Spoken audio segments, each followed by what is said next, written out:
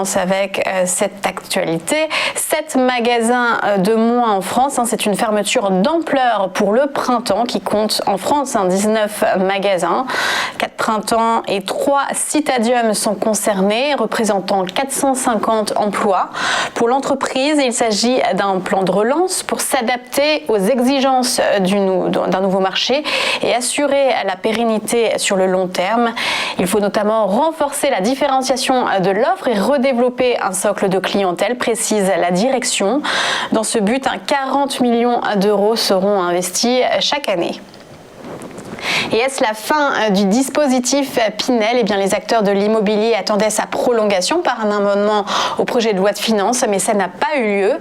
Si le prêt à taux zéro a bien été prolongé d'une année, ce n'est pas le cas de Pinel qui en l'état s'arrêterait fin 2021. Le Pinel, c'est un dispositif de déduction fiscale pour un investissement locatif en zone tendue.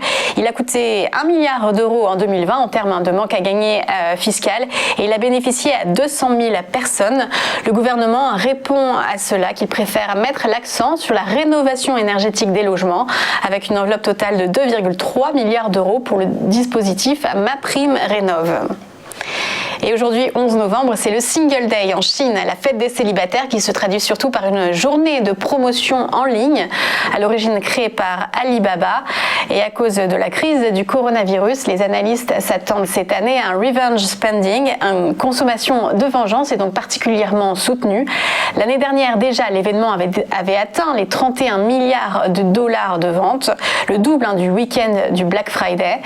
Parmi les produits les plus populaires, on retrouvait notamment de la nourriture pour animaux, des produits de santé ou de beauté, et des voitures et des maisons se vendent aussi lors de ces Single Day chinois.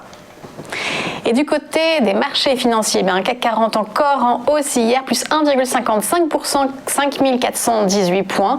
L'effet vaccin encore. Wall Street était lui plus irrégulier avec un Dow Jones en hausse de plus 0,9%, tandis que le S&P et le Nasdaq étaient en baisse, respectivement moins 0,14% et moins 1,37% pour les valeurs technologiques. À Tokyo ce matin, le mouvement haussier se poursuit à plus 1,78%. A tout de suite pour le Chronodax.